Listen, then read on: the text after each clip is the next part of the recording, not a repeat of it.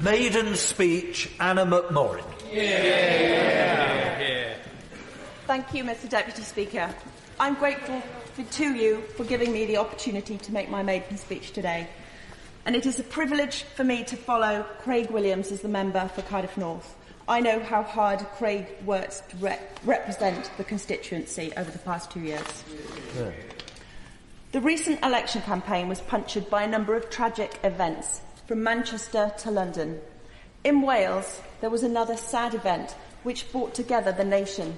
The loss of our former First Minister, Rhodri Morgan, was felt in homes across Wales, and some may remember his time here representing Cardiff West, and also his wife, Julie Morgan, who represented Cardiff North and who still represents the constituency in the National Assembly. Julie and Rhodri were a team for over half a century. Rhodri was always a close friend and wise counsel, and he is much missed. And, Mr. Deputy Speaker, I am sure members will join me in extending our love and sympathy to Julie and the family. The history of the modern Cardiff North is a history of how industry and people changed and revolutionised the city and the whole of South Wales. But it is industry that has defined the modern part of the capital that I represent. It was the wealth created by the traditional industries of South Wales that created the Gothic splendour of Castellcoch, and it was this same industry that brought people to create Cardiff and led to the growth of Whitchurch, Robina, Phoenician, Pomprenaig, Heath, Llandaff North, to name only a few of its communities.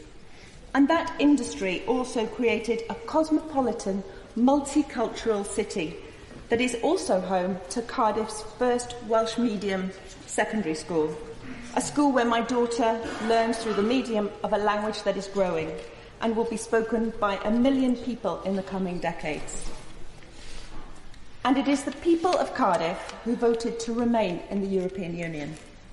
The vote in many parts of Wales was not a vote against Europe or the concept or reality of the European Union. It was a vote against politics, against the reality of the decisions taken here. The cumulative impact of benefit cuts and reductions in public spending has hit the poorest hardest. So I intend to use my time here to speak up against a failed austerity, where the richest people have forced the poorest people to pay the price. The UK government seems to have abandoned austerity for Northern Ireland today.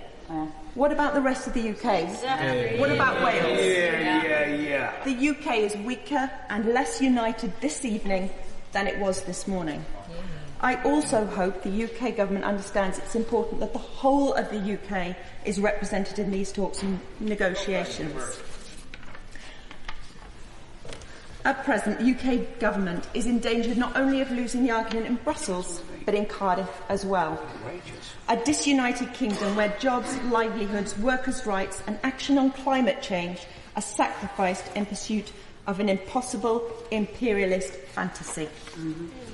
Mr. Deputy Speaker, you were kind enough to allow me to raise the issue of loss of over 1,000 jobs in my constituency during the business statement last week due to a closure of Tesco Customer Care Centre, and I'm grateful.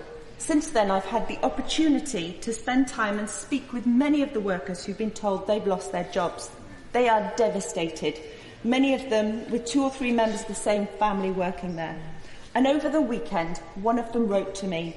Her words speak to everyone affected there. "Please fight for us," she said. Each and every single one of those 1,100 people are heartbroken and terrified as we face uncertain futures for ourselves and our families. Anything you can do, anything at all, we'll be forever grateful. Those are her words and not mine, and they are a challenge to us all. And it is those people and their voices that are in my mind today will be guiding me.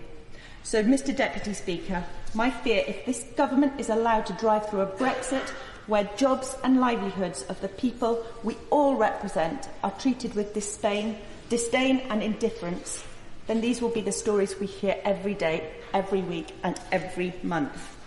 So I intend to use my time to stand up against failed austerity measures and for a more prosperous, fairer and more equal society. I look forward to working with my colleagues here. Thank you.